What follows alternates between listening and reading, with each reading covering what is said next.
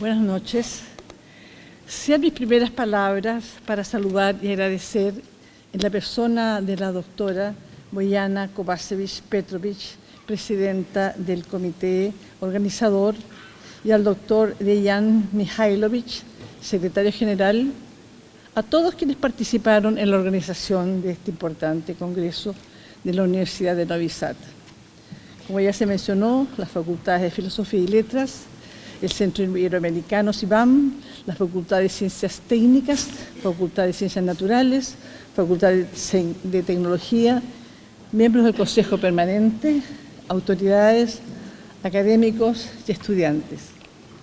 Me siento muy honrada y emocionada de estar acá en Novi Sad, en la sesión inaugural en esta hermosa ciudad de Serbia, en tierras balcánicas multiculturales de la otrora Yugoslavia, tierra de eslavos del sur, donde nació mi abuelo Domingo Lucić Blajović, quien emigró a forjar su vida en el norte de Chile, región donde inicié mis estudios hace 40 años como antropóloga sobre los pueblos indígenas de las montañas andinas en la década de los 80. Se me ha solicitado esta ponencia, esta presentación. Pues bien, ahí vamos. El tema que compartiré con ustedes pone en el centro, en los desafíos que enfrentan hoy los pueblos indígenas a raíz de las contradicciones y o tensiones entre el reconocimiento de sus derechos humanos y las políticas neoliberales en Latinoamérica, las que no solo han dado continuidad a los agravios y menoscabos de sus culturas, formas de vida y supervivencia en sus territorios, sino que parecieran estar decididas a negarles sus derechos humanos, hoy ampliamente. Sin embargo, aunque pareciera un contrasentido, los propios estados han adherido a la normativa internacional que desde fines del siglo XX han reconocido el derecho de los pueblos indígenas a mantener y fortalecer sus culturas, formas de vida e instituciones propias, su derecho a participar de manera efectiva en las decisiones que les afectan, el derecho de los pueblos y tribales a decidir sus propias prioridades en lo que atañe al proceso de desarrollo, en la medida de que éste afecte sus vidas, creencias, instituciones, bienestar espiritual y a las tierras que ocupan o utilizan de alguna manera, y de controlar en la medida de lo posible su propio desarrollo económico, social y cultural.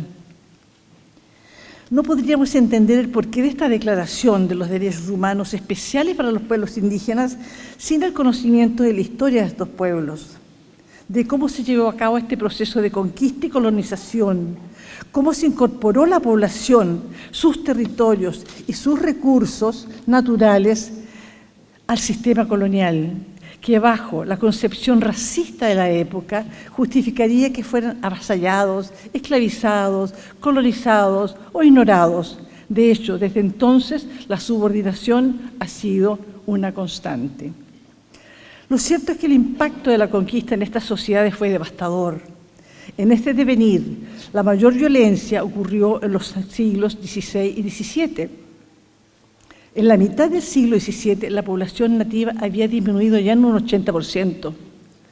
Luego, como sujetos sin derechos por su condición indígena, fueron sometidos a políticas de segregación primero, luego asimilación cultural y más tarde de integración como ciudadanos en las nacientes culturas republicanas del siglo XIX. En todo este tiempo fueron constantes las políticas de usurpación de sus territorios, con todo el daño social, cultural, económico que significaba en beneficios de los inmigrantes europeos. Por ahí también estaba mi abuelo. La conquista ibera, ha señalado Leopoldo Sea, asumió la superioridad de la cultura y la sociedad europea y buscó la asimilación del indio y el desmantelamiento de su cultura, siendo el resultado racial de este encuentro el mestizaje. No cambiaría mucho esta situación con las independencias del siglo XVIII. Las élites guiadas por el positivismo francés y el evolucionismo inglés impusieron una relación de exclusión de los pueblos indígenas que se mantuvo bajo la forma de una discriminación sistemática propia de la sociedad moderna civilizada. Los políticos intelectuales positivistas atribuían el atraso de las Américas a los aborígenes. Entre estos pensadores, Domingo Faustino Sarmiento es señalado el representante más destacado por su concepción del indígena como símbolo del mal y del atraso social. Y como tales, decía, consistían en un obstáculo para el privilegio de la sociedad, para el progreso de la sociedad, perdón. Decía, indios incapaces de progreso, su exterminio es providencial y útil. Destacados autores han sido críticos frente a esta cosmovisión colonial europea respecto al indígena. Es el caso de Pablo González Casanova y de Rodolfo Stavenhagen, quienes a mediados del siglo XX propusieron llamar colonialismo interno al poder racista, etnicista, que opera dentro de un Estado-nación. Posteriormente, Aníbal Quijano propuso el concepto de colonialidad del poder para referir a la herencia cultural de las instituciones coloniales que existieron durante el periodo propiamente colonial y han permanecido luego de la independencia. El reconocido antropólogo Bonfil Batalla advertía en la década de los 70 que con las independencias nada cambió para los pueblos indígenas, pues los indios continuaron como una categoría social que denotaba al sector dominado bajo formas coloniales, ahora en el seno de los países políticamente independientes. La estructura de los nacientes estados nacionales conservaron, en términos generales, el mismo orden interno instaurado durante los 3 siglos anteriores. Por ello no extraña que en las postrimerías del siglo XX se haya iniciado un contundente proceso de reorganización neocolonial del mundo. Chile, considerado la cuna del neoliberalismo en Latinoamérica y expresión del neocolonialismo en la década del 70, cuando se impuso un conjunto de políticas económicas basadas en la liberalización del mercado, incentivó las inversiones extranjeras, la privatización de empresas estatales y la reducción del rol del Estado en la economía. Este modelo se consolidaría con la llegada al poder de los gobiernos democráticos posteriores. Esta expansión del capitalismo vino a incorporar al mercado los recursos naturales y emplazados en territorios indígenas, lo que fue generando diversas formas y grados de resistencia por parte de los pueblos afectados, lo que fue el detonante para que surgiera un potente movimiento indígena que se fortalecería con la consolidación de sus organizaciones. Estas fuerzas se potencian con las transformaciones de los marcos jurídicos internacionales y nacionales, especialmente con el convenio de la Organización Internacional del Trabajo número 169 del año 1989 y la Declaración de Naciones Unidas sobre los Derechos Humanos de los Pueblos Indígenas del año 2007, referentes jurídicos por excelencia para lograr reivindicaciones de todos sus derechos a la tierra, al territorio, al medio ambiente, a los recursos naturales, al derecho propio, a la administración de justicia, al derecho al desarrollo sostenible, al idioma, a la cultura, a la educación, al gobierno propio, a la autonomía, a la participación política y el derecho a la libre determinación. Es decir, todos los derechos que necesita una nación para sobrevivir. Y en el caso del convenio 169, el derecho a ser consultados antes que se tomen medidas administrativas o jurídicas que puedan afectarles. Estos marcos normativos llevaron a los países a propiciar sus reformas constitucionales y también legislaciones especiales, como un manifiesto propósito de iniciar una nueva relación con los pueblos indígenas sobre la base del reconocimiento de sus derechos. Ese es el llamado, ¿no? Una nueva relación, un nuevo trato. Lo que ha empezado a redefinir las identidades como condición indígena es la creciente toma de conciencia sobre ella, así como sobre el potencial de sus organizaciones y la articulación de sus reivindicaciones y derechos. A la toma de conciencia le hemos llamado universalización de la condición indígena, que toma fuerza frente a los estados que optan por políticas de desarrollo de la óptica occidental, por cierto, como una estrategia para mejorar sus condiciones económicas vía concursos de proyectos grupales que tienen el riesgo de responder a necesidades individuales y no colectivas, como es el derecho de los pueblos indígenas, y como es el caso del derecho al territorio también. La ONU, con el Banco de Desarrollo de América Latina y el Caribe, tiene un programa de turismo indígena en América Latina para emprendimientos que les permitan a las comunidades generar ingresos, por ejemplo, y aliviar la pobreza. Es otro tema que también eso margina la posibilidad de ellos de potenciar sus movimientos, ¿no?, al centrarse solamente en la pobreza. Sin embargo, el turismo, desde una mirada crítica, suele estar vinculado con la idea de transformar las tradiciones indígenas e incluso destruir su autenticidad a través de la mercantilización de su cultura. Lo cierto es que ni los marcos jurídicos ni las organizaciones indígenas han podido revertir la situación. Las protestas indígenas por la defensa de sus territorios ante empresas extractivistas van en aumento, con el riesgo de ser judicializadas, sus líderes indígenas encarcelados y criminalizados. Es un patrón que recorre toda América Latina, ustedes lo deben saber o habrán escuchado hablar de ello. A pesar de los compromisos adquiridos por los estados con la normativa internacional para un nuevo trato con los pueblos indígenas, han aumentado las denuncias desde los propios pueblos en el respaldo de estos países a políticas neoextractivistas y su compromiso con las del saqueo y la expropiación de los recursos naturales y deterioro de la biodiversidad de sus territorios, en complicidad con las políticas financieras impuestas por el capital transnacional en toda Latinoamérica. Las nuevas políticas neoliberales que se han aplicado derivan del llamado consenso de Washington. Tal vez eso es importante, eso fue un trato que se hizo, ¿no es cierto?, entre el Fondo Monetario Internacional, el Banco Mundial y el Banco Interamericano, a manera de estrategia de crecimiento y estabilidad económica.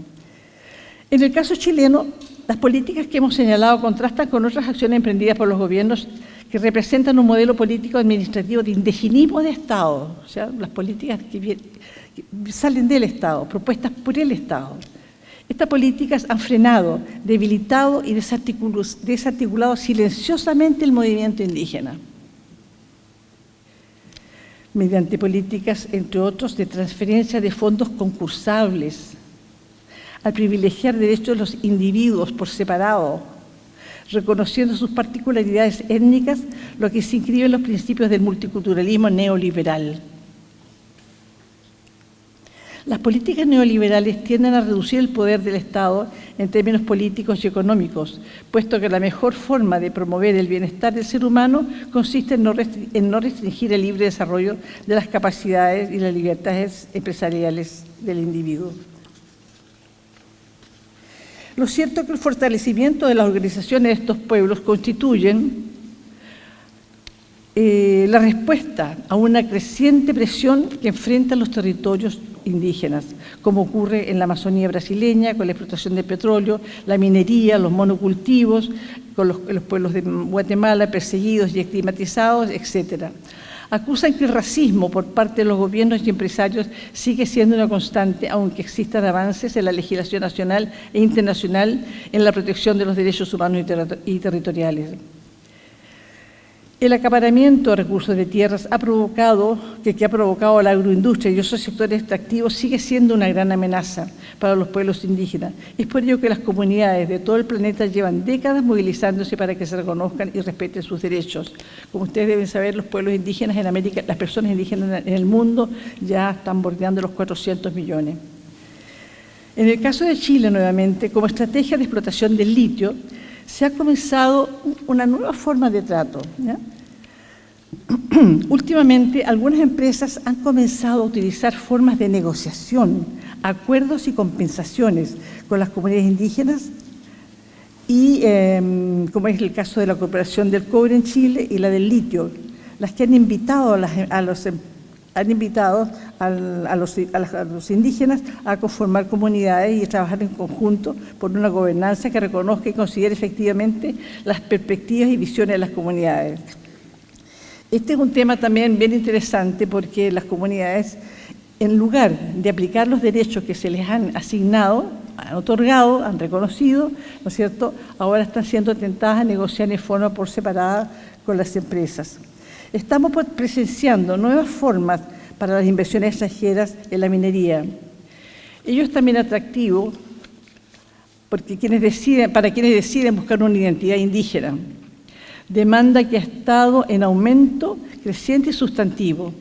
Para demostrar la ascendencia indígena, los postulantes exploran todas las fuentes posibles, como la arqueología, la historia, los troncos familiares, los registros de apellidos, los exámenes genéticos, para fundamentar, ¿no es cierto?, sostener que sí son indígenas y entrar en este proceso de negociación, de proyectos o lo que sea, ¿no? Este proceso haría languidecer las demandas territoriales, el poder de las autoridades tradicionales, la valoración del conocimiento ancestral. Lo cierto es que el sujeto indígena se encuentra en dos escenarios. En el modelo liberal es beneficiario de lo que le ofrece el Estado, o es un actor político, por el otro lado, que demanda derechos territoriales y autonomía, derechos colectivos y otros derechos reconocidos, como ya los he mencionado.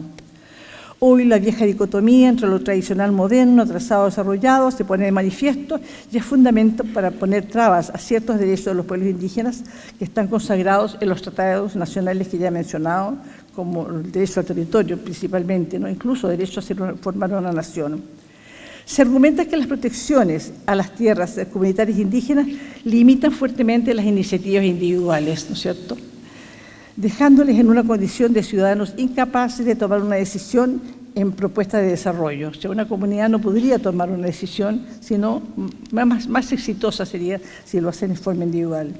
Este argumento sería suficiente para modificar la legislación y fomentar iniciativas individuales productivas de toda índole en el territorio y ser de curso a la libre distribución entre sus propietarios.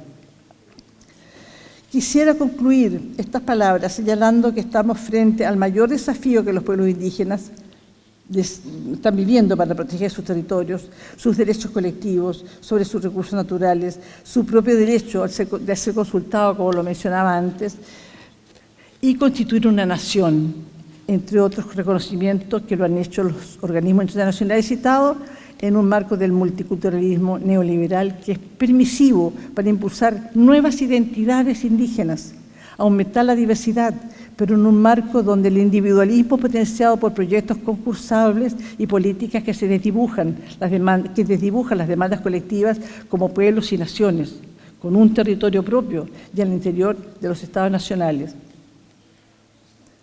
Ahora sí, para finalizar, lo anterior se transforma en un enorme desafío para los investigadores, quienes deberíamos ser capaces no solo de identificar nuevos fenómenos y escenarios en general, donde los indígenas en particular ya no sean sujetos pasivos, que por mucho tiempo tuvieron que serlo, ¿no?, como un objeto de observación, sino que hoy las nuevas configuraciones los sitúan como un actor significativo en algunos casos, ¿por qué no reconocer como centrales en los procesos que cruza esta rica, heterogénea, exuberante tierra que es nuestra América? Un llamado al contingente de investigadores, especialistas, a observar y reflexionar sobre el legado de aquellos pueblos sin historias. Gracias.